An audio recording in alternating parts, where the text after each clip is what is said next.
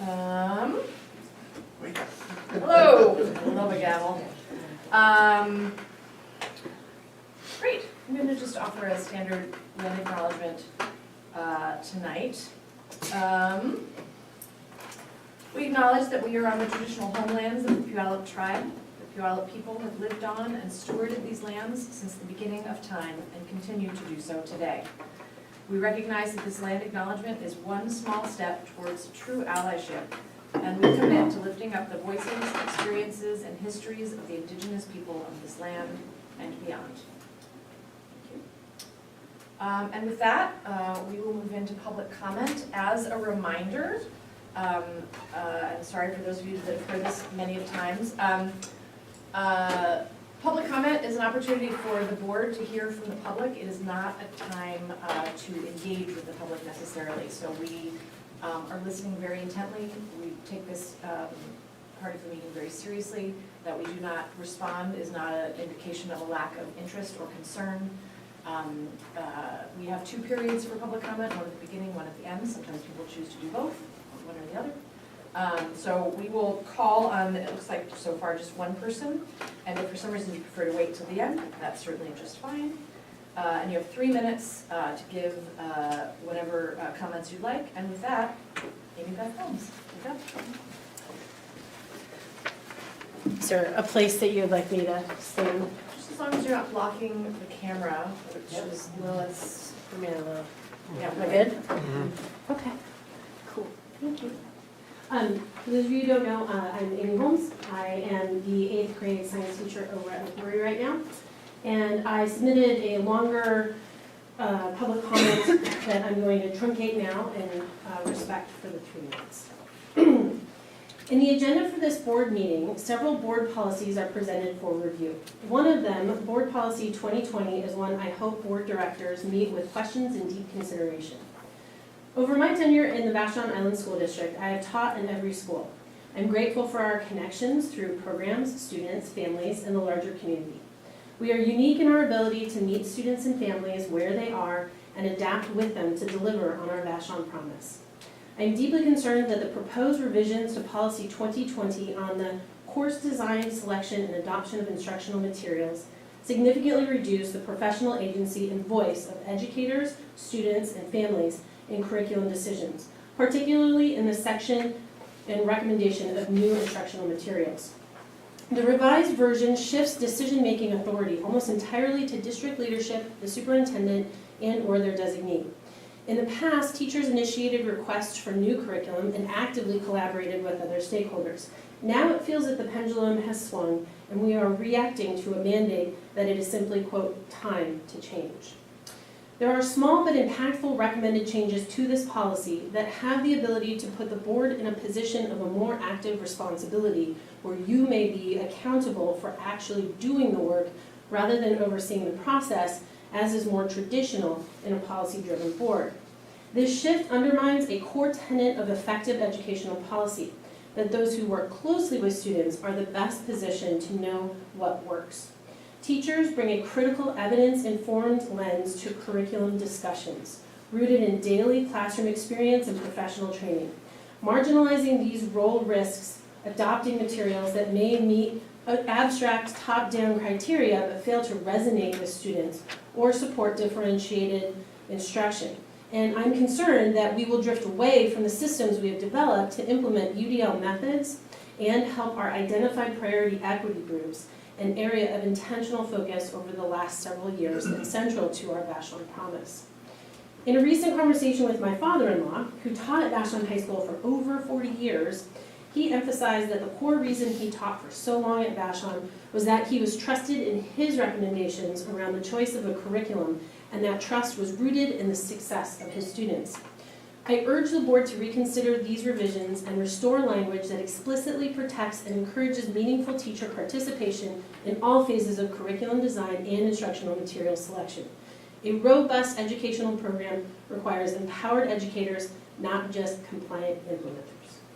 Thank you. Thank you. All right. That's all that I have on my list for public comment. Is there anyone else here that had hoped to make a public comment at this time? Okay, thank you.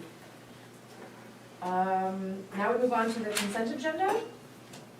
Can I get a, not nomination, would anyone like to move to approve the consent agenda as written?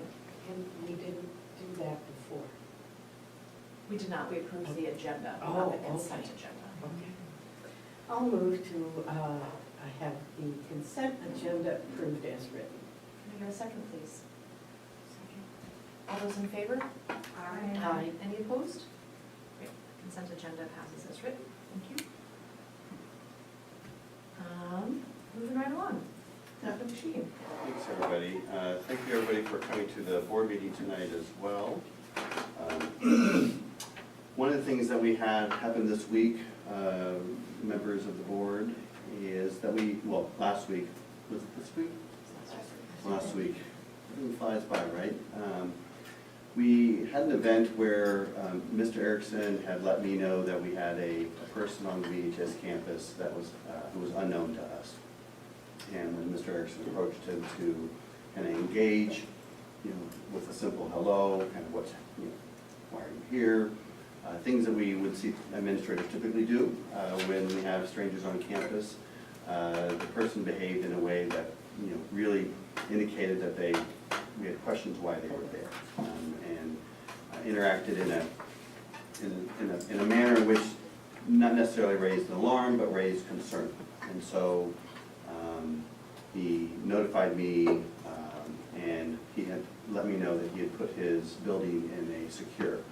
And so if you didn't know, we made the transition to the standard response protocol. This is basically year 2 of implementation of it, and it's from a group called the I Love You Guides. And I went back to Boston for a training some time ago to come back and bring this system to our building, our buildings.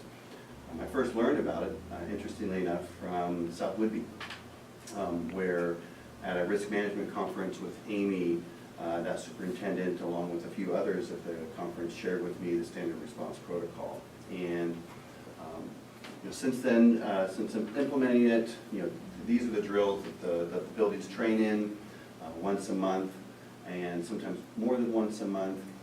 And so, some of the biggest changes in our drills now are the addition of hold and secure.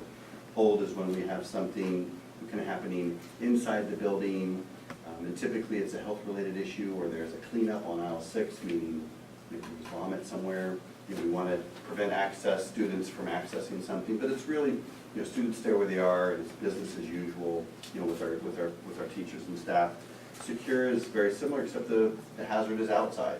And so a lot of people, when we had this when we had this event last week, they thought it was a lockdown.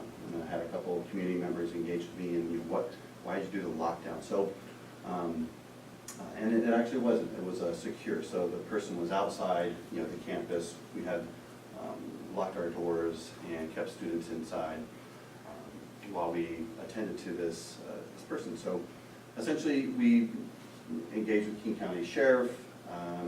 They come by. They show us a picture of who this person may be, because he is a known person on the island. And once I saw that person, I knew that I had seen this person on island, in some of our local stores, walking the highway. We still didn't know why or what he was doing on campus. He had never been on campus before. And so it took King County Sheriff about 45 minutes to really kind of locate the person and then communicate back to me that they had shared, essentially the expectations with the person. He had not technically really done anything wrong at that moment other than being on our campus uninvited.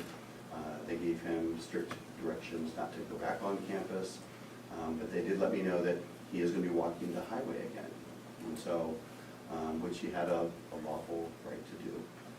But at that point in time, King County Sheriff did not believe that there was any more kind of potential danger, and so we took everybody and gave everybody all clear.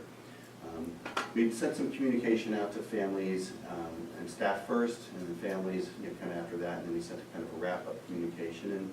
And interestingly enough, I only had 3 emails back to me, kind of like what's happening, what's going on. So, but our admin team met this week, I'm going to get that right, and did what we call an after-action review. And so I wasn't there to help with that. But essentially, I'll kind of hit the highlights here, and Dr. Spencer, you can chime in if there's something I'm not hitting that you feel was important to note. But what worked well, so we basically do what worked well, what didn't work well, what are some next steps. And so what worked well, they felt that there was some timely decision making. We made some decisions right away. We followed the SRP, what we call our standard response protocol, and folks knew what to do. We thought the King County Sheriff response, once they were on site, was appropriate and worked well with us as well. The email communication, once all schools were insecure. Interestingly note, side benefit, the phones away at McMurray assisted in the situation where it kind of decreased the level of noise in the system. And then I know that there was a high school staff debrief that John and Sabrina shared went well. What didn't work well, district-wide communication with leaders. And so we were on a group chat. I didn't take my radio with me, right? And so we're using a group chat, which is okay for some communication, but not all communications. And so we did think that King County Sheriff response was a little slow, and so I'm going to be following up with that. But as Stephanie, Dr. Spencer has noted, sometimes we have to realize that there may be a shift change. The response time from someone maybe on the north end or south end or wherever they may be on the island, it's not going to be maybe a 2-minute, 3-minute response like you might find in a city. So that's just something to consider. And then we had kind of the misunderstanding that this was a lockdown, and a lockdown is again an internal threat, something that's happening on the inside and not on the outside. And then some felt that some of the parent communication was a bit slow. And the high school students texting home with "we're in a lockdown right now." So that's where some of that misinformation was shared. We're going to debrief with other schools, potentially share the photo with front office staff so they're just aware and have a situational awareness, reaffirming the SRP, and make sure that we get back to using the communication tools that we have, which are our radios. And not to say that the building leaders didn't have the radios, it was the district leader who didn't have his. So, but overall, kind of when I thought about it and was working with John and kind of everybody afterwards, I felt like I gave our system a B-, in terms of implementation and where we went, where things went well. There were a few other things. We had facilities and maintenance staff outside in the kind of doing their thing, and so I had to kind of help them get that communication, go physically to them because they're on loud machines, with no phones or things available. So that's a walking thing that we have to do. And then we had some links communication. Also could have been we had families at links who were kind of in between things and giving buildings and families a better understanding. Okay, if we are insecure, you'll get that notice as soon as we can. But building, like if you're links, you're not going to be having kids coming in and out of links, and so that's a communication back to links families. So but overall, something it's nice to have the system pressure tested like that. And then of course building leaders said, well, they got their May drill out of the way. So because doing drills takes away from instructional time.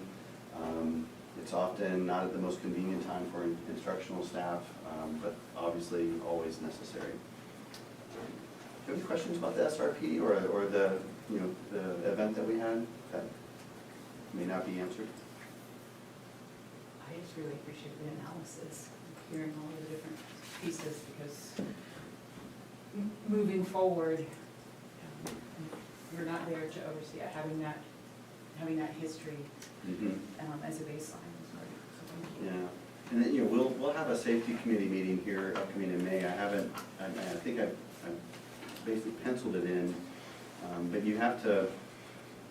That has been a challenge in terms of leading that work. Who's in charge of district safety? The superintendent in this role, it's difficult to be that point person. It works much better if it's like in the assistant principal role, or like an extra you know, maybe, kind of assignment for someone that may have the skills or the kind of the energy and the expertise around that.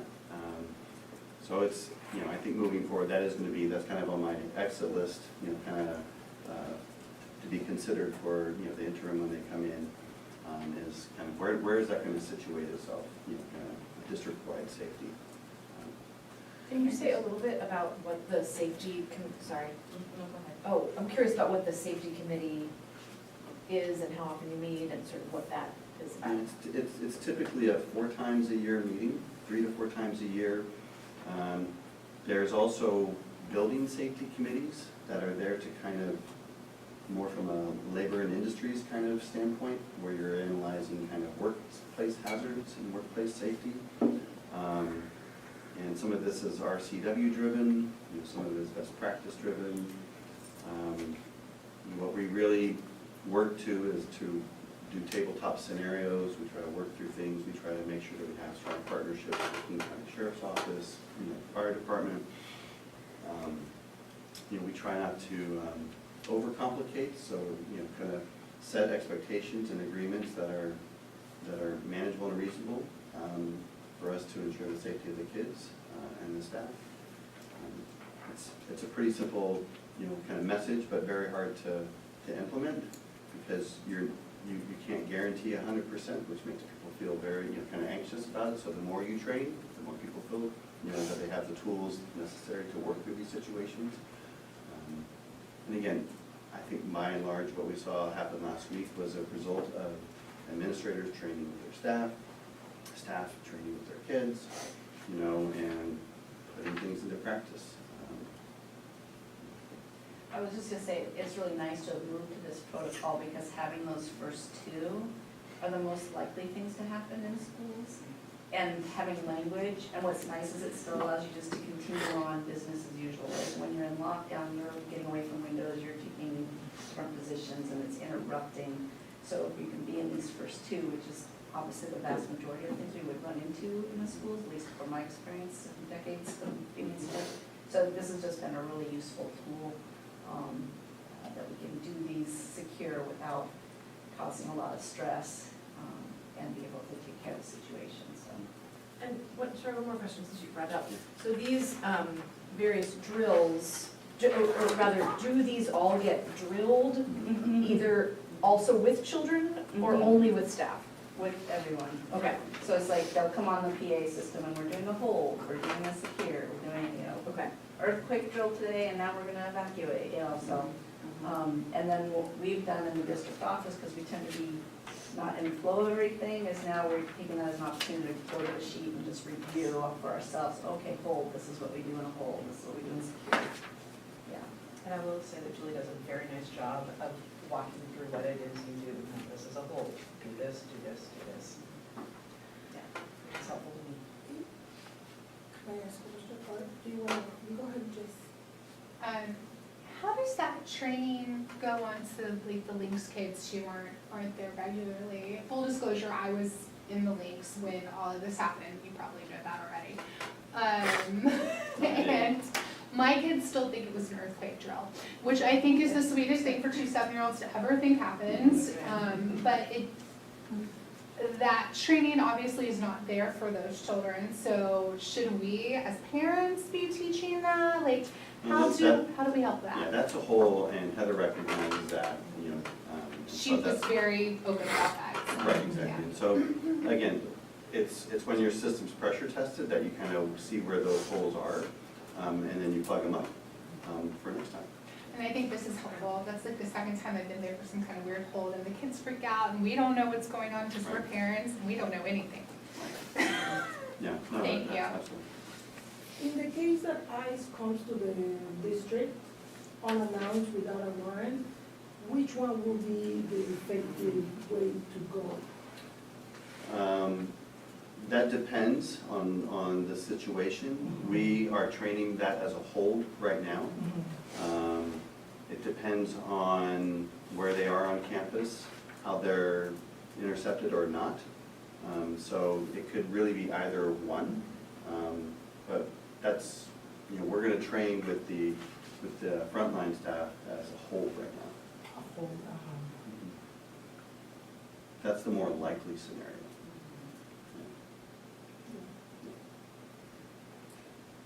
Slade, who is on the safety committee?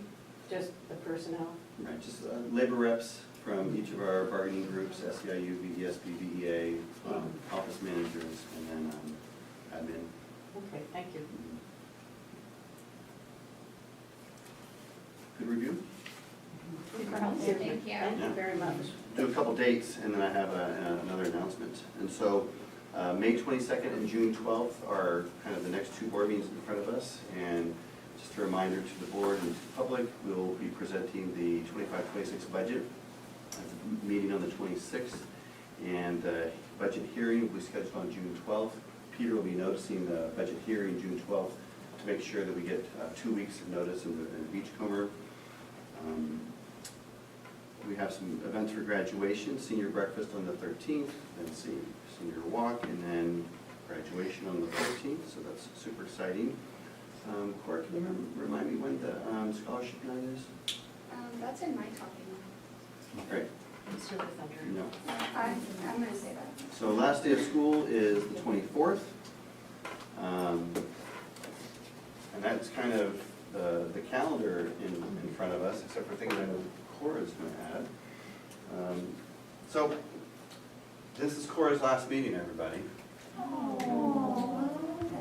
Yeah, we knew she wouldn't be able to be here on the 22nd, and June 12th is pushing it for a senior with only 2 days left of before they fly off the coop. So, but it's tradition that every year that we have a senior graduating that we do something kind of special, nice to say a few words, and then you'll get a parting gift. And I'll share that with you in a little bit. But so when I think about Cora and how she joined the team of student reps, she was joining everything at the moment, because if you know her, she shows up. And so when I think about like some of her leadership qualities, she's a person that just always shows up, and that might be kind of in a ledge conference, where all of a sudden she's being tapped to go ahead and speak to a legislative assembly.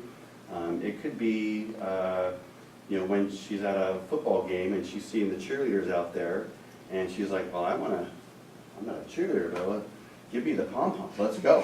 And so so she really shows up and just has this kind of willingness to both in the support of, or just kind of at any moment, kids count on you, and the adults do too. And so that's much appreciated. If you haven't known this about her, she will tell it like it is. So we appreciate the honesty that comes from you, and I encourage you to keep doing that, because as you get older, you're going to find that there's going to be a lot of pressure for you to do otherwise.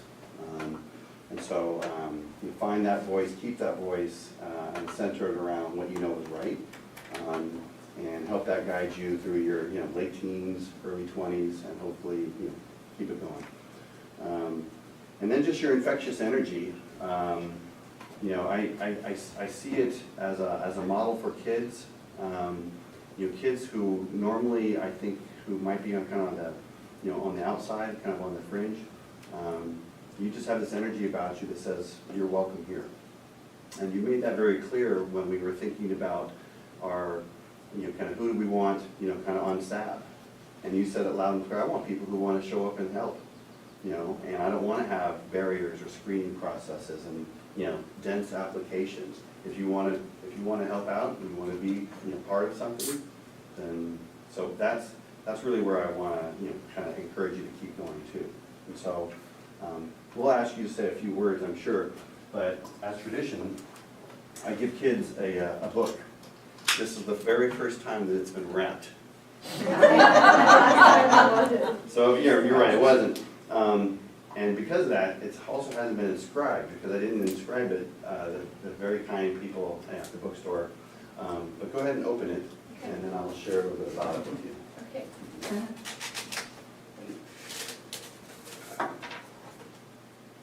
And then I will inscribe it got a book about murder in the woods. Yeah, I know, I was close to getting you the second one on that. Oh, really? Yeah. Okay.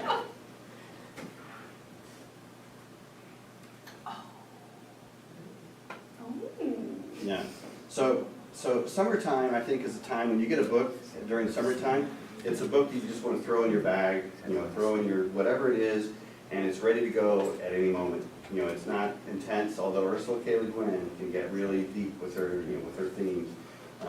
But the Wisdom Diversity, it's a 5-part series. It was originally going to be a trilogy. So if it's something you really like, you can. It's like, what's next? It's kind of like the series on TV, except it's a book. Okay?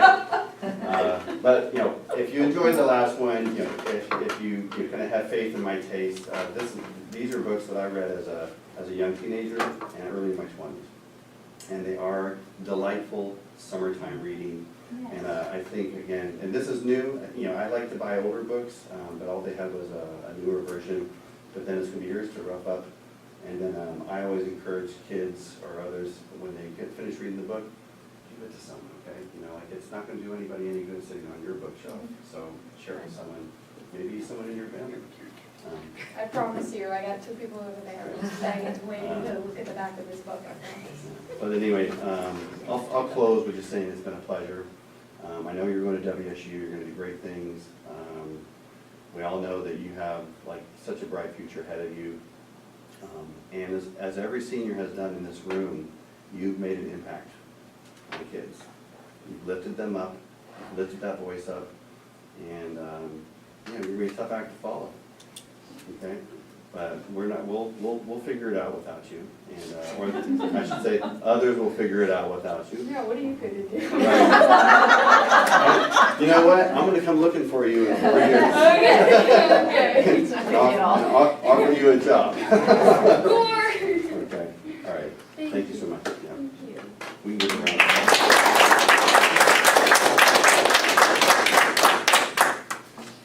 And that's, Cheeks are like this. Yeah.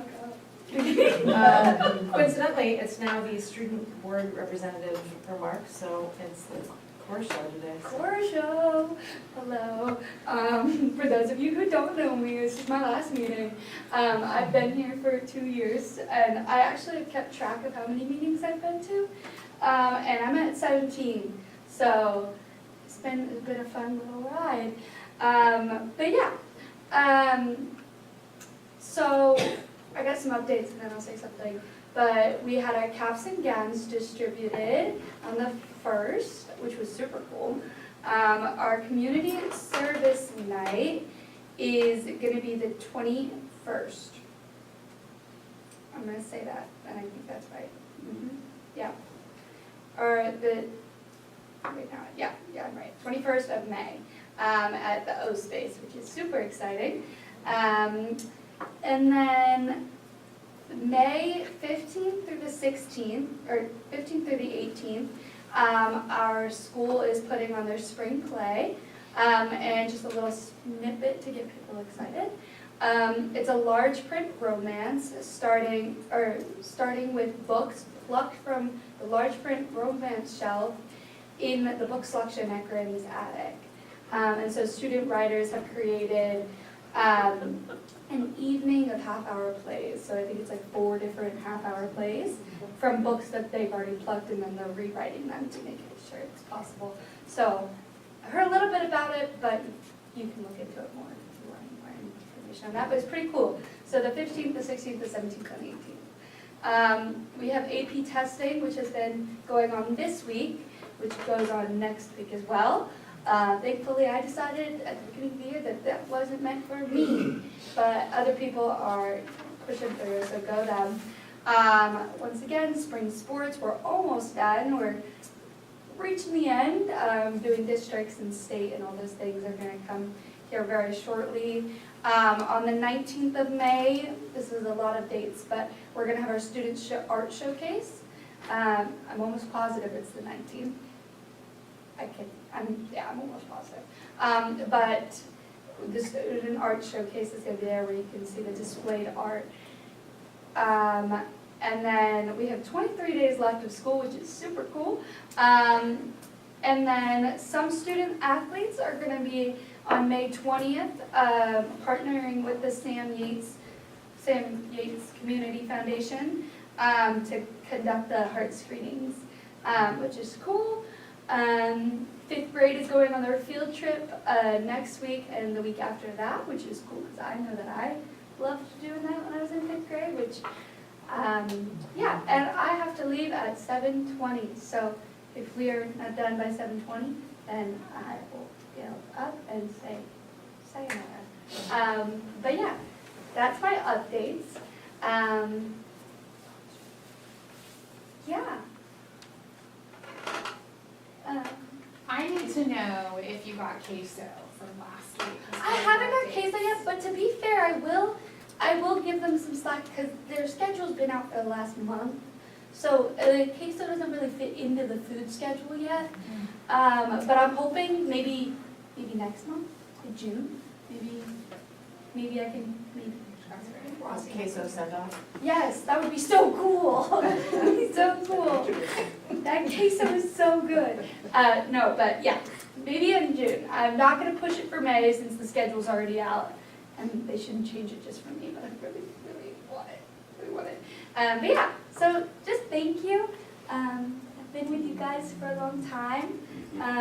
Basically started, as I like to say, I'm the oldest one here. So, exactly, but like still same thing. And so, but thank you. Thank you. I appreciate it. I was gonna say this to my board remarks, but you just said you're leaving earlier, so I'm gonna say this, which is I just want to echo the appreciation that my first interaction from interviewing, I was so deeply impressed. You are thoughtful, you're inquisitive. You couple that with a strength in your articulation, and so the strength, your willingness to kind of stand or make a point, or your curiosity in the way you pursue things, I just have an immense amount of respect for, and I know you're interested in pursuing elements that intersect with education, and I just want to echo that I think you're poised to do great things. And the last piece I want to say is I've also really appreciated your investment in working to truly represent the student body. So there are numerous times where you've taken things back to the students and sought their feedback. So it wasn't just a singular voice, that you were doing your best to represent them. And I think the student body was really lucky to have you in that role. Cora, I gotta say, besides just you being here, when I just am bumbling through the halls of Vashon High School and I hear this, "Hi, Mrs. Bullard," and a big hi, and I think, oh, she even said hello to an old lady. I would hope I would. You have to. You sought me out. You sought me out, and I really appreciate it, because that's not what a lot of teenagers do. It's been a pleasure. Thank you. I definitely enjoyed the road trips to the conference. It's so many of them. Me too. Me too. I've learned a lot about pop culture. Well, I think Dr. McKee has some doing with that as well, his music taste and all, so. Well, there have been some critiques from the younger members of the board Turn about. that off, please.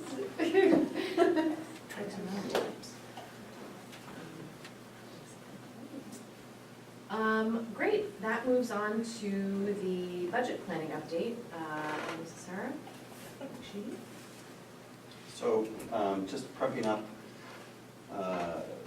we are, again, kind of present the full budget document to the board on May 22nd.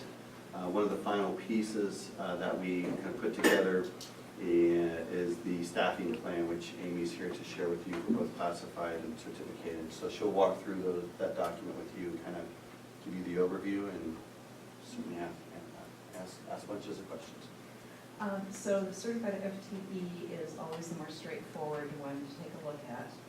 You will see that from what we budgeted in 24-25 to what we have budgeted in 25-26, we do see an increase of 2.6 in teaching FTE. That comes from a variety of different sources.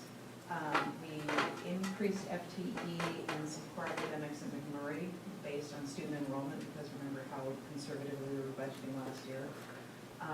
We made some adjustments to folks who were part-time people and ended up doing homeroom because that extended their day. We had to adjust a couple of folks because the professional development on Fridays was falling outside of their normal hours, so those kinds of tweaks. We have a couple of folks who took partial leaves last year who are returning to their full contract this year. That actually does slide nicely into the master schedules. So it's a conglomeration of different things. We have Spanish coming in at full-time instead of 0.8 this year for a new hire. So a lot of different parts and pieces playing into that. You will also see health services that we have a 1.0 additional FTE. That is related to a position moving from contractor and accounts payable to direct hire in the schools. So you will see, especially in the area of health-related services, we move back and forth sometimes depending on whether we're doing a direct hire or if we have a contractor. A contractor FTE does not show in this portion of the budget. Any questions about that? If it was a contractor, would it have shown up under MSOX? That's what I thought. Thanks. Yep. Classified is always a little more convoluted because, number one, there are a number of more activities. Remember, that was really bad grammar. There are many more activities that fall into these categories. So you have a wider variety of categories that you're looking at. If you look at the very, very, very bottom, you will see that we actually have an overall roughly 0.2 reduction in staffing and classified. And we did add some paratime, that's primarily ECAP and MLL for program support. We've had ups and downs in other programs. You'll look at food service and you'll see that we have roughly a 1-person reduction. That has to do with the reorganization that was supported by the staff to change the supervision structure. And if you look at food service supervision, you will see the FTE predominantly moved here. We have in people management and safety, you'll see a 0.26 reduction. We don't have the secondary ferry supervision anymore. We have one role, and I will not call it out specifically by name, but it may have something to do with parent support in the district and family support in the district. That FTE can move from activity to activity, year to year, depending on the funding sources paying for that role. And we have roles that can fall into a variety of different activities. It's not that every single classified role is one specific activity, depending on what their job description is. So with that role, if we are using maybe a different funding source from year to year, we have to attach it to a different activity to match that funding source. I hope that makes sense. Makes sense. Yeah. So I don't know if you want me to go through line by line, or if you have questions about anything that you're seeing. But there's, in terms of just variables from year to year, there's nothing extraordinary or out of the ordinary from year to year. Anyone? Okay, thank you. Is that it for this evening and for the? Okay, That's it. okay, thank you. Thank you. All right, moving right along. I believe we'll hear just from Ms. Probach this evening to talk to us about CTE. Yes, hi everybody, nice to meet you. I did tell Jen Coe to not worry about it. There's no reason for her to have to come do this. And I am the CTE director, I get to be the CTE director and the assistant principal. So who's doing the driving on the thing? Can you? So for those of you that maybe don't know, career and technical education is kind of a whole separate thing, right?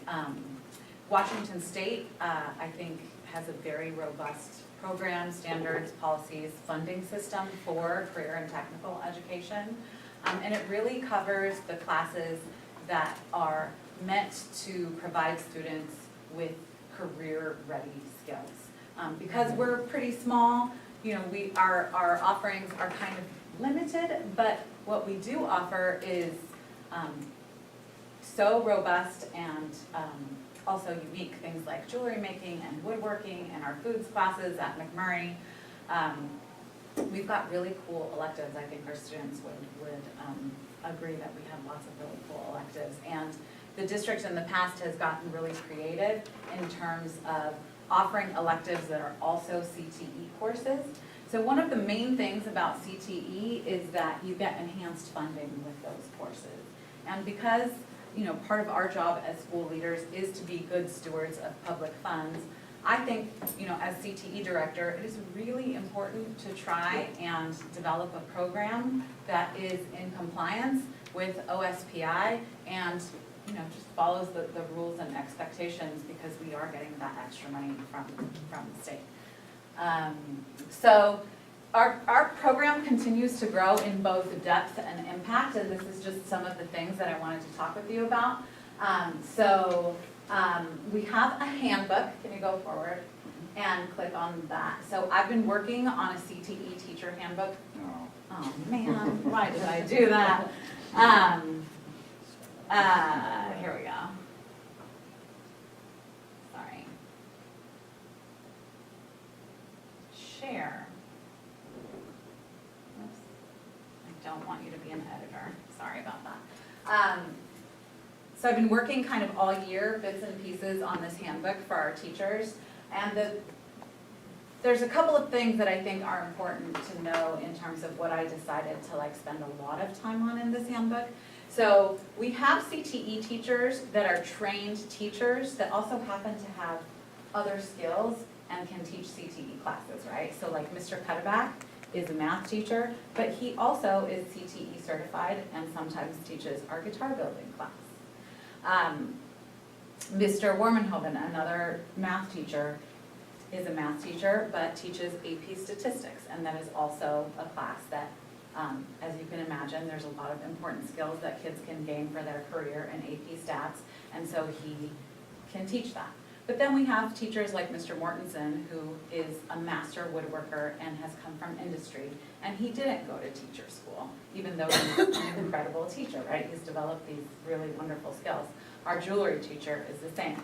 So one of the things that I spent a lot of time on here is putting together different scenarios, like short scenarios for our teachers, that describe how to integrate 21st century skills into their teaching. And 21st century skills are the standards that are expected to be taught in every CTE course, whether it's auto mechanics or cooking or aerospace, whatever. The 21st century skills are kind of like the bread and butter of CTE standards.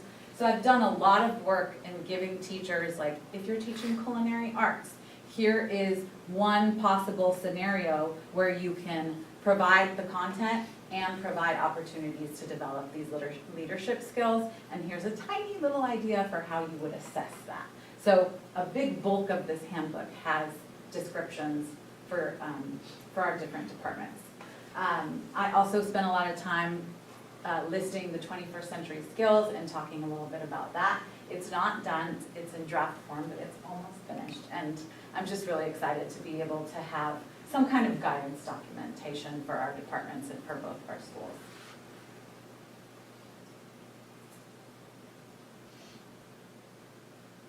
So something we did this year that also I thought was really successful is instead of having a winter after-school additional advisory committee meeting, we're supposed to have 3 meetings a year. We didn't do the winter advisory committee meeting, and Dr. Spencer let me have some time during our teaching and learning day, and I said, okay, all the CTE teachers are going to spend 3.5 hours together. So we spent a really nice chunk of time. It was so great, because usually we have these 1-hour meetings, they're after school, people kind of don't want to be there, and we're like, go, go, go, we have an hour, we gotta talk about this, blah, blah, blah. But we had 3.5 hours, so we got to start with getting to know each other better, sharing our, practices. And the main thing that we spent time on was looking at the frameworks, because every class has to have a framework, and it's a lot more involved than like a syllabus. Some of them are pages and pages and pages long. So we provided the frameworks to all of the teachers. Some of them have recently been written, and some of them are even written by the teachers that are teaching the classes. And some of the frameworks are 6, 7, 10 years old, were either written by the state or someone else. So everybody had a chance to reorient themselves with their frameworks, and then they looked at their syllabi, and we spent time finding where are the gaps, where are the overlaps, am I really teaching the framework to fidelity or not? And then we spent a little bit of time planning and talking about how can we align our practice to the framework. So that, I think, was probably the best part of, the best thinking part of that time that we spent together. Yeah, so CTE stabilization funds, one of my growth areas is I mean, in principal school, we talked about like school funding and all of that stuff, but I can't promise to know very much about all of that stuff. What I do know is that Cassie, a couple months ago, said, guess what, you have money. We have CTE stabilization funds, and look at all this money that you get to spend. Which is just like, I'm so good at spending money, so I was like, yeah, right. So I wanted to just share with you a little bit about how we're spending some of our CTE stabilization funds. About $50,000-ish of it went to recalibrating the ratio of money people get in their salaries. So like Mr. Erickson had a certain amount of his FTE that was coming from CTE, and Mr. Allison and I have some, and different people. So we sort of redid that to make it match, like this is how much time people are spending, and so this is how much time we're gonna pull from the CTE funds towards salary. But the rest of the money we get to spend. And one thing that I have found a little bit funny is I've already sent 2 emails to teachers saying, you have money, what do you want? And some teachers have been really great at that, and some teachers are like, I don't really know. I'm like, come on, like think about it. So McMurray's getting a new fridge, freezer, huge, nice, beautiful for their foods class. They're also getting a really nice dishwasher, because the dishwasher they have right now takes like 2 hours. And they, to go from one foods class to the other and you have a bunch of dirty dishes, terrible. So we're getting a commercial dishwasher. The jewelry class is getting some new equipment. We have our science teachers requested a piece of equipment called an autoclave. It's expensive. I can't tell you any more about that. I don't know exactly what they're gonna do with it, but they're gonna do really cool stuff with it. Yeah, we bought some beautiful display boards that will just be, we'll be able to use for all kinds of different events and activities, and we'll use them for the first time during our CTE showcase, our student showcase that Cora was talking about earlier. Did I get the date right? No, it's the 29th. Okay. That's okay. The 19th is when you're supposed to submit your thing then? By the 19th, I Yes, think. Yes. so the 29th. The 29th, yeah. We also have a pretty good group of mostly freshmen, maybe like 22, 23, who have decided that they want to be entrepreneurs and they want to start a chapter of the Future Business Leaders of America. So we had an initial meeting with them during lunch. They all came during lunch and packed into the little Madrona room. We were like, wow, we actually need a bigger space next time. And we also have a parent who went through FBLA when she was in high school, and she is a business owner, and so she wants to be the advisor. So we had our first meeting, and I filled out like the paperwork online and everything to start a new chapter, so that's something that's going to be starting soon, and I'm really excited about That's great. finally having a CTSO. Yeah, because that's a big part of CTE programs, is having these different career and technical student organizations, and it's one of the things we've been missing, so now we are gonna have FBLA at VHS. I just want to show off a little bit this week. So I decided that I wanted to do something fun with kids and go on a field trip because I don't really get to do stuff like that very often. So last week we went to the Women in Trades conference, and if you click on that, it's a little video. Of course, yeah. Good job, Sabrina. Nice to Okay. Let's see. You can't see it. It was at the Seattle Center at the Fisher Pavilion. So we got driven to the ferry. We walked onto the passenger ferry. And then when we got to the other side, we actually walked to the Seattle Center because we figured taking the bus and waiting for the bus would have taken maybe like 7 minutes longer. But this is in the Fisher Pavilion. It was packed. From students from all over the greater Seattle area. There were, you know, electricity companies and the electricians union. There was the elevator industry. I didn't even know that the elevator industry was a thing, and they were there. You know, there were the police were there, maritime, energy, just tons and tons of stuff. But it was really focused on women, and so all of the people that were manning the tables were women in the trades. Women in the trades, and it just was a super cool field trip. The kids came back with a ton of swag, and also like talking about, oh, I could do this, or I could do that, or I could do the other, and you know, that felt really nice. So Sabrina, how many kids went? Just curious. we had 13 kids. We had the pictures on the next slide. We had 6 girls from McMurray, 4 girls from VHS, and 3 girls from Link. And then Jen and Anna Waldman and I went and chaperoned them. It was great. So definitely want to do this next year and grow it. And, oh, I put that in twice, we don't need to look at that again. Oh, and then the next slides are actually, these were student-made slides to advertise the student showcase. So we have one student that's in charge of organizing it this year. Their name is Haley Hopper, and Haley's done an amazing, she's just they are very thorough and have done a lot of the advertising, planning, working with the teachers, helping us determine what the menu is going to be. We're going to have it catered by nutritional services. I really hope that you can make it. The stuff that kids make is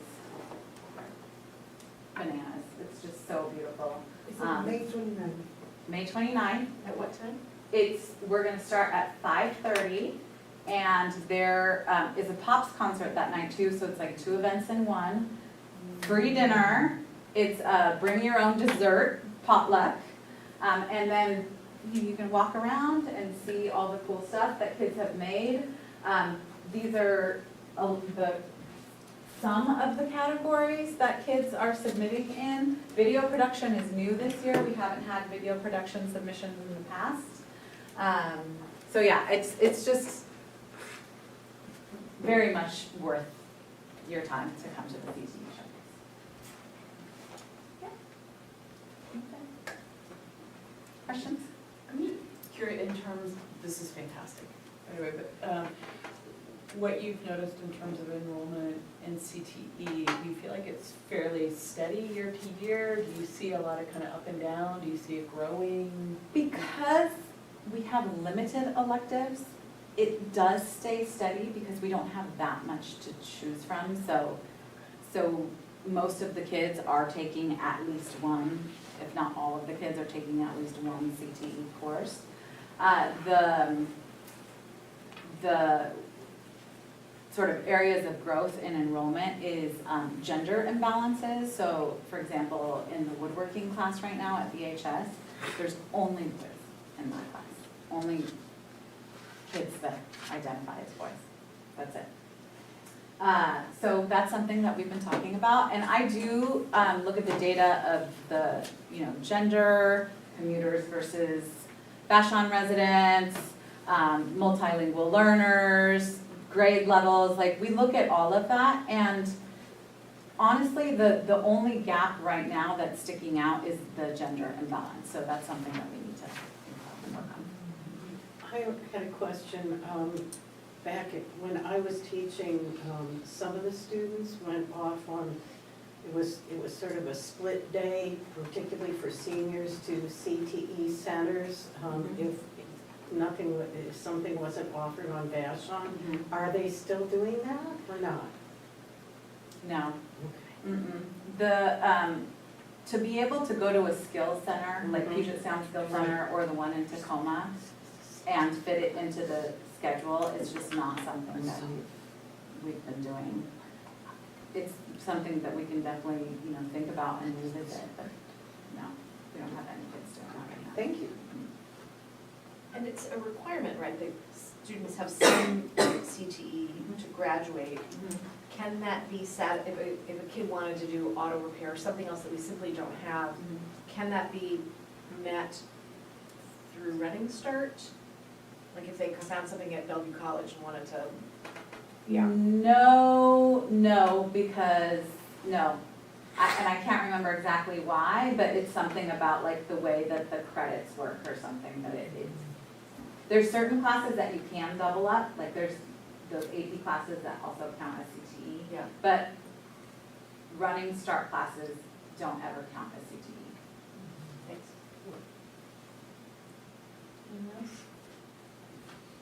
I do want to put in a little plug for the Pops concert also, to make it a 2 for that night. That because it's a combination Murray and high school. Lilith, but it's really delightful. It's really impressive. Yeah. All right. Thank you for his work. All right. Great, we're gonna move on to the discussion portion of the meeting. We've got a declaration of surplus, resolution 821, Dr. Chisholm. At times a year, we like to bring the board surplus resolutions. They typically are around facilities and maintenance. We had one earlier this last year where we basically cleared out the facilities building from what was probably a year and a half, 2 years of storing things. John Stanton also does the same thing with his tech department in terms of locating and figuring out what needs to stay and what needs to go. And so you'll see kind of a list here. It's not completely inclusive for sure, but you see end of lifespan. You see that term used of laptops, desktops, and then miscellaneous projectors, sound system parts, laptop bags. So we'll do a second read on this in May. And that goes out to, we actually notice it out to other districts. If anybody else wants it, then they can source it to them. There'll be a notice to our community if anybody wants to kind of come and take a look at it. And we can usually use it like as a kind of like a fundraiser, but we'll give the stuff away. And then if not, it goes, it's disposed of responsibly, with whatever requirements are necessary with tubes and radon or anything like that. They're familiar with how to dispose of it, so. Can I ask a question on the bullets towards the bottom where it says on number 1 that personal property described above is surplus property? Why is the word personal in there? Wouldn't it just be the property described above? Like whose person would it belong to? I don't know. This language has been in here prior to me coming into the district in terms of these surplus items.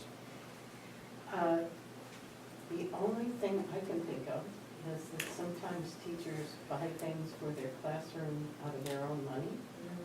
And if it is outdated, it is technically personal property. But they may want to surplus it. When things were surplus from the old high school, some things that teachers made for their classrooms, they surplus rather than moving them to the new building, but technically those were personal property. Thank you. So this is not where all our kids hold jackets and water bottles that have been missing all school year, right? No one wants that. I I washed the stuff one year from Chautauqua out of the goodness of my heart, and I will not do that. Gross. Unnecessary.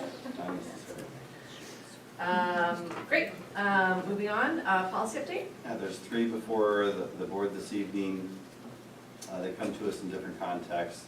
2020 is an essential policy, which Dr. Spencer is here to help us better understand the nature of that policy. Then we have 3141, which is non-resident students. It's a revision, it's an updating, bringing us into compliance, and I'll speak a little bit about that. And 5011 is sexual harassment of district staff prohibited, and I'll share with you a little bit more. But we'll start with policy 2020. Yeah, so this is just one that Peter brought to my attention because it was in the April VISD policy. Hey, this needs updating. So I just read through it. I didn't see anything significantly different. It looked like mostly it was just cleaning up language, making the language clearer. I appreciate the comments earlier tonight. I don't think there's anything in the policy here that changes anything drastically. Where the change is going to be in procedure around the instructional materials committee, because of the parents' rights law that was passed. We now have to have a parent on the IMC. We've always involved parents in our process and students in our process. So I'm gonna have to rework the section on IMC and our procedures. But our procedures always heavily involved staff and students and parents, and so I do not see anything in here other than what they cleaned up. Peter kind of also, I was like, well, do you see anything drastically different from what we have? And I believe the one that we currently have is the original recommended policy. And it's essential, which means we're required to have it, and OSPI, for whatever reason, wants us to actually report out on having the updated policy done by June. So it came to our attention, I got it at the end of April. So run that by me again. Is this a recommendation that has to be done by June, or is it? It's an essential policy, so it's required. That's the Okay. word they use for required policies for us. Do we, the C, when it says recommends rather than makes, why do you think that's a change? It's not. If you actually read it, it used to say makes core instructional materials adoption recommendations, so very verbose. Yeah. But they changed it to say recommends, because the board by law is the group that makes the decision on curriculum. That's one of your things. So that's not a change. The IMC has always made recommendations to the board, and it's been my experience that the board then approves those recommendations. I've never had a board not approve those recommendations, but it's just, that's the law. That's your responsibility as a board to approve. Stephanie, this then doesn't actually change anything that we are doing with curriculum. I couldn't find anything in these that would change our current, the policy doesn't change. It has the standard boilerplate language about the superintendent designating, blah, blah, blah. That's like, if you look at pretty much every policy, it'll say that the superintendent has to create the procedures or have it designated for, do the procedures.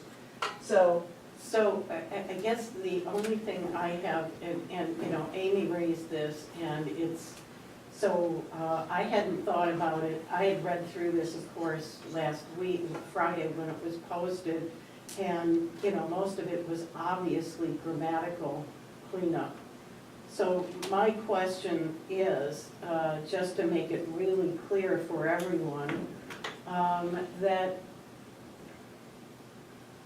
the policy always has been, and correct me if I'm wrong, when you have the instructional materials committee, that body is made up, usually there's a recommendation from the PLC to maybe adopt a new textbook, or probably they don't even do that anymore, but whatever it is that comes out of the PLC. In the way it used to go with textbooks is that you would have the teacher, at least 2 parents, an other representative. They would read the stuff, vet the stuff, and then it would go to the board.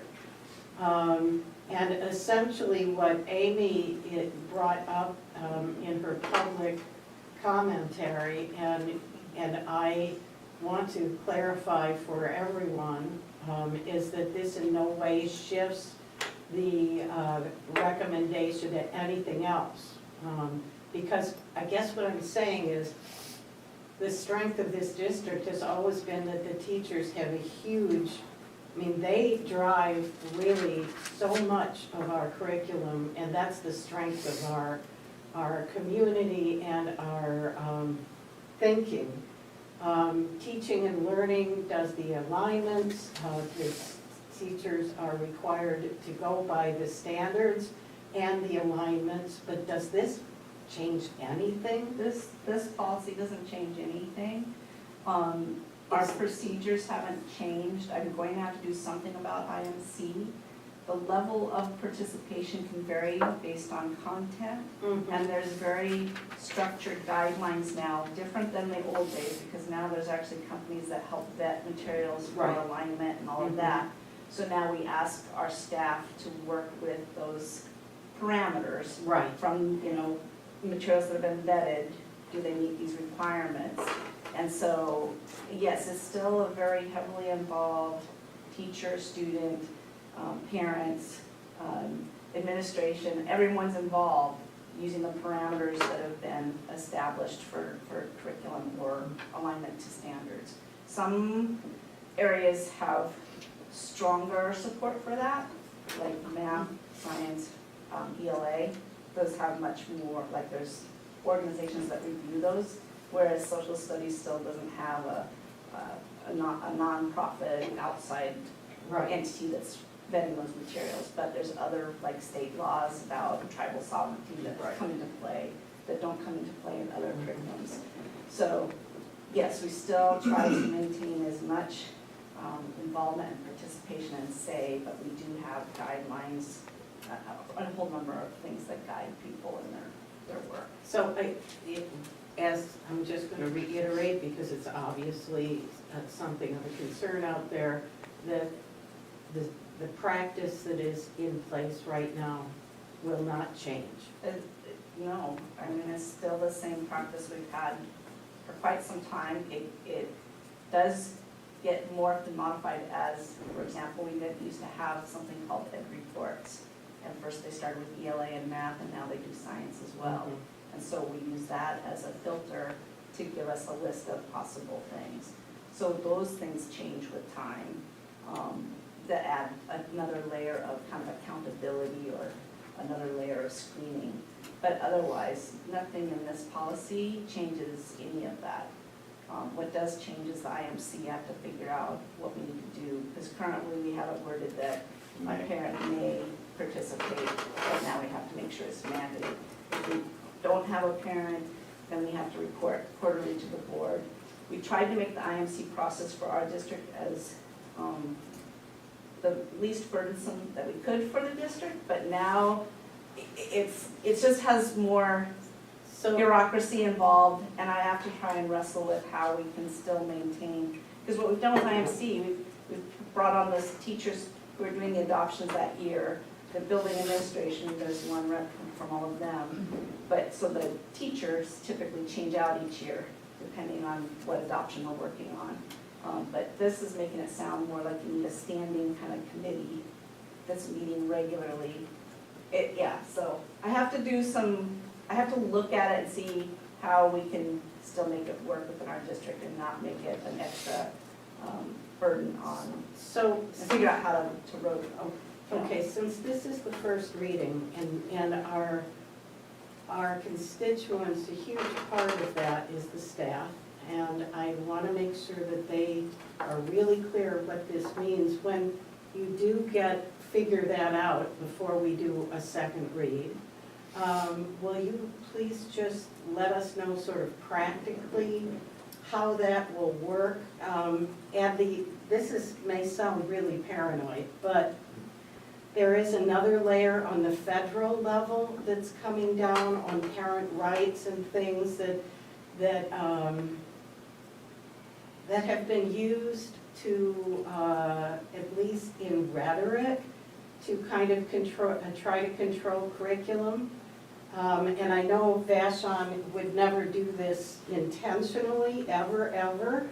But I wonder sometimes, are we still protected in case that whole idea of imposing curriculum from above, does that have any bearing on wording in this policy? I don't think it has any bearing on this particular policy, and the interesting thing about the recommendations with procedure and all that is kind of the opposite way. It's almost like they're going out of their way to make sure that you have the wording to protect multicultural, multi-perspective representation. So it's like it's just kind of the opposite of that. Right, and that's just, Right. we want to know that. And that's all. the state, but the policy is completely separate from procedure. Procedure is nice because we can actually tweak it any time. I just need to get it in place by June. Like we need to have our most updated one by June. This has to be into the state by June. And We're sending out some sort of And this questionnaire. wording is what they want? What's that? Is the wording driven by what, the state? WASDA does it based on state law, they make the recommendations. So they're. As they're making the recommendations to district, they go through and review their current recommended policy, right? And make sure that it's addressing what's in the current RCW and so on. And I Okay, think that's why then they kick this out, at the same time they're saying, make sure your procedures have these things in them. So when I looked at it, the only thing I can see that's currently not 100% in alignment with what they want is our IMC committee. Otherwise, our whole process fits with what they want. We are very, when it's talking about those parameters, we talk about the bias, we talk about multiple perspectives, we talk about all of those things as being requirements when you're looking at materials. So we have basically all of the pieces already in procedure, except for this business about now, like how to manage that part of the parent piece as it relates to IMC. Otherwise, we've always engaged our parents and, as I've said, in the process of looking at materials. As some of you probably have participated in. yeah. some of those So reviews. is it as easy as just saying a parent shall be rather Yeah, than when we, could like be? right now, it says may, and we just need to Mhm. like Good do shall, that, but yeah. I have to think about just what that, I have to look at the other pieces of it and make sure that however we structure the IMC, that it fits the criteria and is not creating an undue burden on our staff, quite frankly, that's of having them have to get together more frequently. Thank you. So that's the part that's tricky. Thank you. Any other questions or comments for Dr. Spencer? Do you have a question? I have a few questions. For example, like, right now, how many people is in this community? Right, for this year, we have 4 administrators and 5 teachers, I think. I'm counting everybody. I think that's it. And no parents yet? What's that? No parents? No yet? parent yet. We've involved parents in the processes of looking at our materials, but not on the committee currently, unless you count one of us who, I mean, the requirement says it has to be a parent or current student. Well, many of us serve dual roles, but I think the intent is to bring somebody else on, which we want to honor that. How do you gather, or how do you look for parents? What is the process, or anyone just comes to you, or you look for? Usually the teachers will reach out to folks that they know, and do that. If they need help, I'll reach out. Sometimes we'll go to our special different groups, maybe people that are involved in the school leadership team or our voice team or any of those. And we'll ask people who want to do it or has a student in the class, and so we'll say, hey, like we're working on science right now. I reached out, she's no longer a parent of a current student, but had kids in the system and is a community scientist. Had her review material. So there's lots of different ways it happens. When will be your next meeting? We meet on the 16th. May 16th? Yeah, we meet once a year basically, but I'm concerned that we might need to meet more. I have to look at what the requirements are.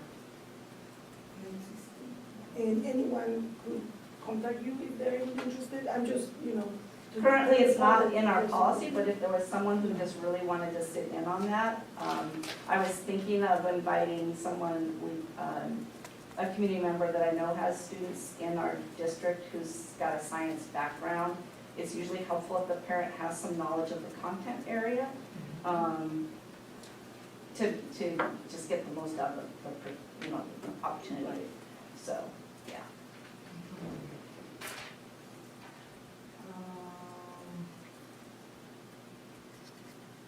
That's it. Thank you. Anyone else? Lily, did you have something? Your last, my final questions. Thank you.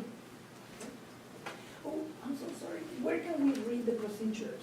Is there They're all, somewhere? you guys have them posted online on the board. Yeah, they're in board docs. Yeah. Board docs, right? Go to board docs, go to anyone can policy and find the procedure. procedure. It is number 2020. 2020P, Right, basically, yeah, right? yeah. Okay, thank you. Partnered together. Perfect, thank you. All right, if there's nothing else, national policy updates, please. Now I'm going to present the two other policies. Oh, sorry. That's okay. Student needs to. Oh, I'm just, while there's a break, Yeah, that's right. See you around. yeah, I'm not gone, you guys could come to high school, I'm gonna be there for 23 more days. I know where you're We'll see saying you about back in about 6 years. 6 right? years, count me in, no, it's gonna be more like 8, but I'll be there. Count me in. Thank you so much. Thank you.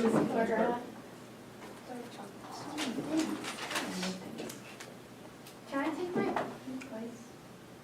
You can take your name Keep the tag. tag, but not the. No, yeah, I won't take the plastic, but I want that thing, it looks cool. It does look cool. I'll use it as my bookmark. Thank you, Cora. Thank you so much, Cora. Thank you. Bye. Yeah, sorry to get ahead of things. That's okay. 3131 is an update to our non-resident policy. Non-residents, we also call them choice transfers, or process choice transfer. The two significant things that I'm going to kind of just point out are that there's a section there where you'll see in green that says needs including those that may be impacted by attending schools on an island. And so that's something kind of unique to Vashon, Orcas Island, maybe a few other places, in our state that have this kind of isolation property to them. And so that's one thing that we want to be in reviewing when we update the application as well. Just, are there any, should we be considering any, safety needs or any other things that might, impact, because when they're, on the boat, that's not where we, have supervision. That's kind of similar to how students ride the bus, to school in Seattle. They're kind of, but they're still ours in terms of in parentis locus, so we're still responsible for them, so we need to make sure that we're making informed decisions around, if there's any needs that are impacted by riding the boat. The next thing is RCW 28A 225-230, and that really is about due process and the parent and student's rights to appeal directly to the Office of the Superintendent of Public Instruction. So the current policy had a appeal process very similar to our complaint process 4220 and other processes where we are kind of appealing any revoking decisions or any decisions at the building level and at the superintendent at the board level, and then back to OSPI. This particular RCW directs parents that they have the right to begin with OSPI. And so this policy will bring that into play as well. So those are the two kind of most significant impacts for this revision. Small request, if his or her could be either his or her or their, or just universally there, I would appreciate that. Anybody have any thoughts on this policy, River? A question, and so when I read through this, one of the things it talks about, which I understand, is that the applications are annual, right? So that even if someone comes in ninth grade, they're still applying for their 10th grade year. And I saw the way you prioritize. Given that in the balance, continuity also matters for a student, right? So I know we're not gonna accept a student that we think we wouldn't accept the next year probably. I guess what I'm wondering is, are students who are currently in the flow with any change in this policy, are they grandfathered in under the other policy? Does that make sense? So, right, so what you're saying is that if there's any students who are currently enrolled and have been accepted as a choice transfer student, would any changes in this possibly exclude them from next year?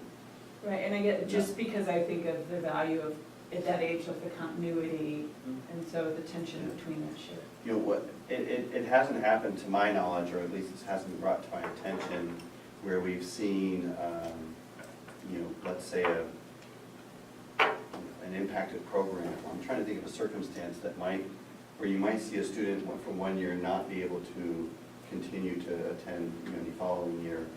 And it'd have to be probably something very specific to some very specific programming capacity. But I haven't seen that yet happen. So I would say no to that is the answer to that question. This policy would impact those students. Anyone else? And then policy 5011 is sexual harassment of district staff prohibited. And again, that's referencing a ruling by the courts back on January 9th where they vacated the decision. So we're reverting back to 2020 policies, 2020 Title IX policies to be specific. And so there's really, you know, we're essentially offering the same protections and rights and processes. They're just named differently now in our policies.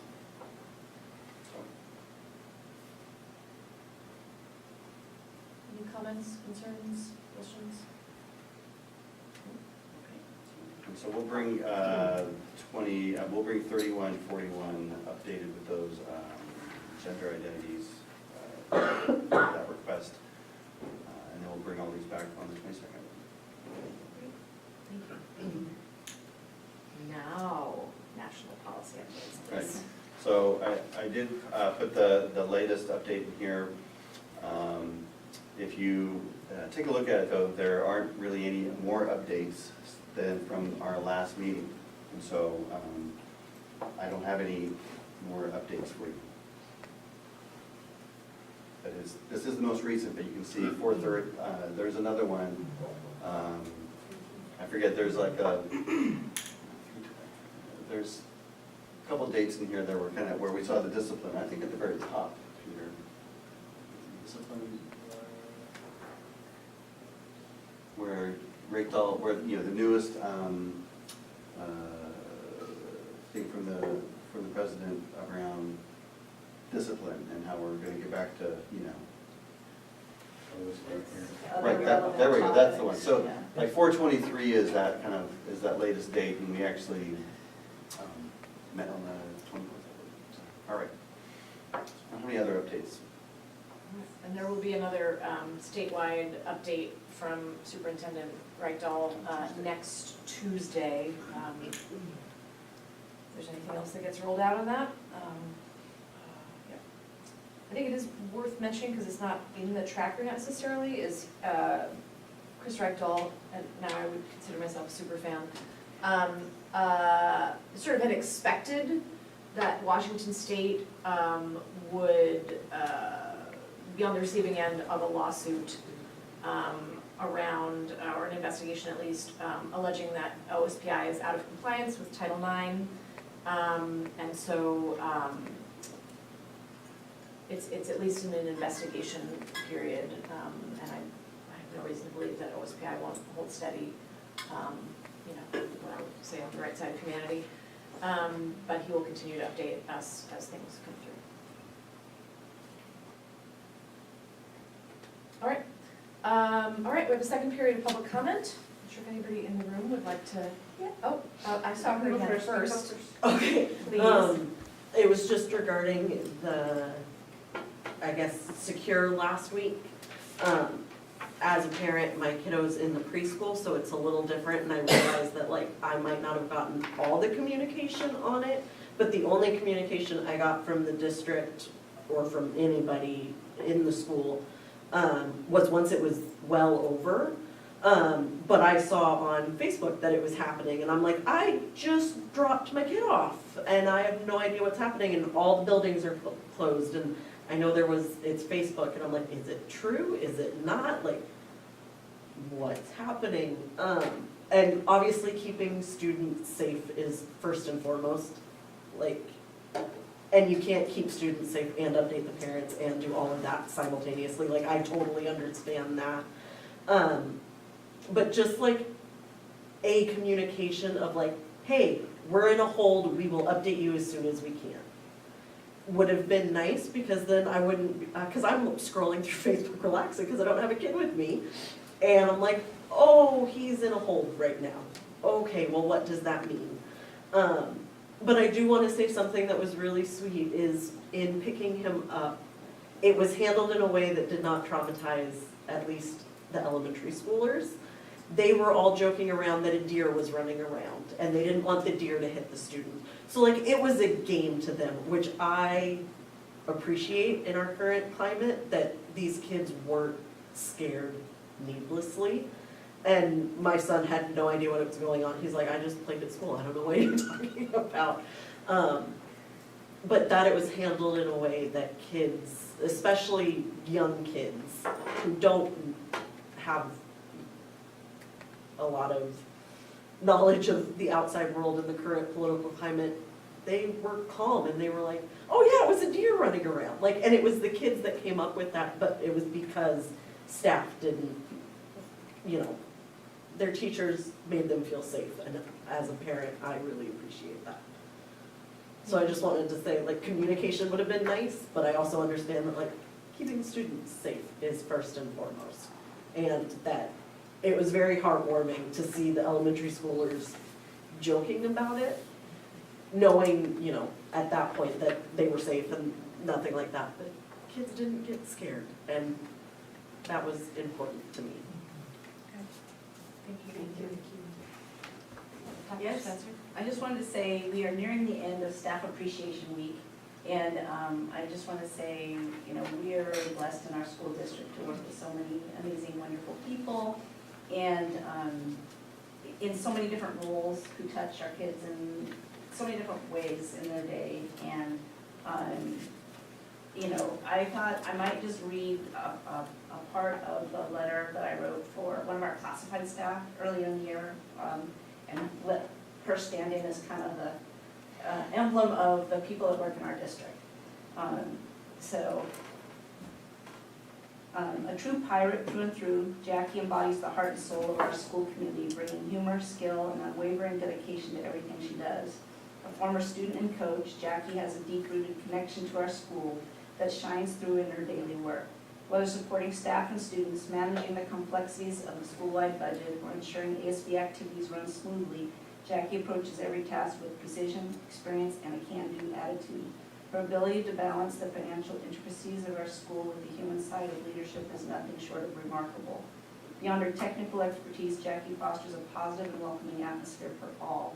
She is the first to offer a helping hand, a word of encouragement, or a well-timed, humorous anecdote to lift spirits. Her involvement extends far beyond her job description. She is a mentor, a supporter, and a true pillar of our school community. No matter the challenge, Jackie meets it with professionalism, enthusiasm, and an unwavering commitment to our students, staff, and families. Pirate pride is evident in everything she does, making her an invaluable asset to our school.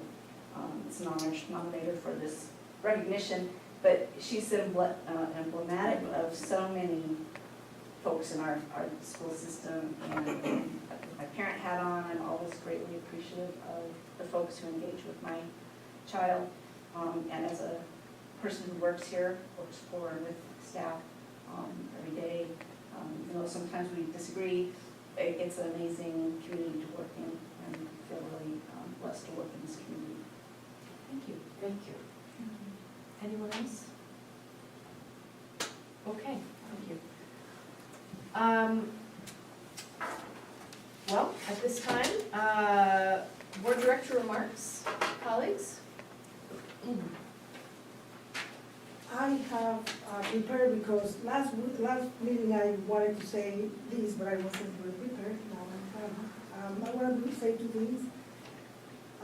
First of all, I wanted to appreciate Molly Matter for attorney who helped us with get us prepared to have all those students safe. She, with her decisiveness and strength and interest and passion and her genuine interest to help, she helped us to inform families, she helped us to create training, she helped us to work hours. She read and communicated with immigrant lawyers. She worked with other organizations dedicated to help immigrants, like Colectiva Legal, WISING, which is Washington Immigrant Solidarity Network, LCYC, Legal Council for Youth and Children. She also partnered with VISD. Like, she did an amazing work, and I appreciate her quick response to these changes in the administration and the threats in our students. The second thing I want to thank you, Molly. Thank you so much for all you did and what you continue doing for our community. The second thing I want to say, that I was looking for the video because we have a video about this, and especially in these times that are changing and transitioning, we want to hear from teachers. On November 7th, in that meeting, it's recorded, you can find it online. It was on we started talking about this on minute 56, and we talked about how communication was going to be between Vashon School District employee and the board. And here is a quote that I brought from that meeting, and it says, direct communication from employees to the board regarding policy, practice, and procedure is encouraged. So if anyone would like to contact us directly, email us, you either email the whole board, including Dr. Mashiki, or you can directly email us. You can find our email address on the website. And we want to hear from you. We want to hear from you because we are starting to look for another superintendent. We have, exciting moments in the district, and we want to hear from the staff. Thank you.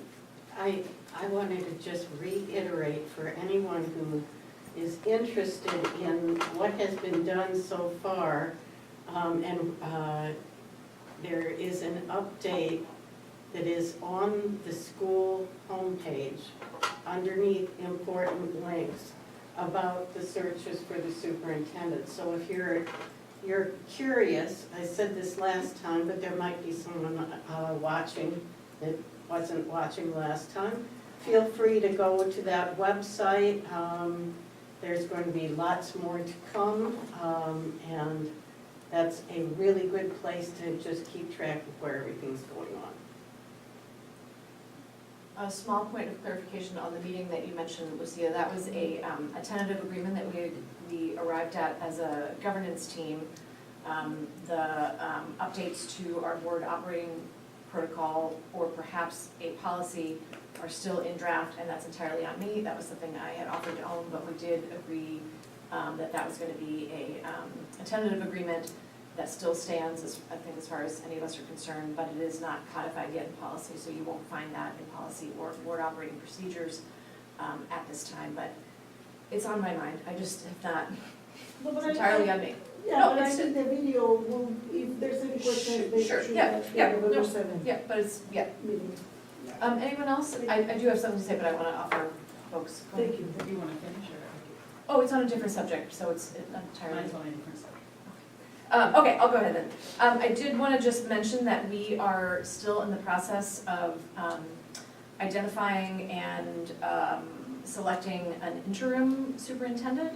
We have a candidate that I can safely say we all feel really excited about, but we're not at this time able to publicly announce who it is, but we are working behind the scenes fast and furiously to work towards being able to name that person and ideally have some handoff. It's going to be, there's some gaps in the timing, but hopefully have some knowledge transfer. I know that you are working on sort of your state of the state, or what to call it, so that whoever comes next sort of has good information, and obviously we have more than highly qualified and engaged leadership team that I know will also help smooth that transition. But at this time, we're not yet ready to name the candidate, but I do just want to express some overwhelming optimism about this next phase in our leadership transition. I just want to pull and echo Stephanie in terms of staff appreciation. I, more than once, and maybe it's partly because we're in transition, over the past couple of weeks have talked about the phenomenal educators that we have in this district, and every individual I know feels incredibly lucky in that way. And I think that we have an amazing staff, and that our greatest resource has to do with the people here. They're talented and dedicated, and that the lived commitment is truly extraordinary, and I believe that everyone here has the same commitment for students and educators at heart, and we may go about things differently, but I believe that commitment is there. And so from a board perspective, if there are barriers that need to be cleared or resources that need to be extended, I would, not that I have a magic pocketbook, but I would care to know, as I do think that a fundamental commitment here is to support the staff and to thank the staff. And I want to, Stephanie, thank you for reading what you wrote. Anyone else at this time? Yeah, I'm kind of on that note. I want to thank the staff and the teachers. It was Staff Appreciation Week, but also the amazing community we have that has also stepped up to worship you all this week. I hear there's been massages and coffee and breakfast, and I hear there's even more to come. So we have a pretty amazing community that stepped up to make sure you guys know how appreciated you truly are in this community. Thank you. Okay. Recap of commitments. Was there anything this evening that folks are on the hook for? Anyone wants to surface? Okay. All right. With our gratitude to Cora Murphy, it is 7:39, and I adjourn this meeting. Thanks. I know. Thank you. Thank you.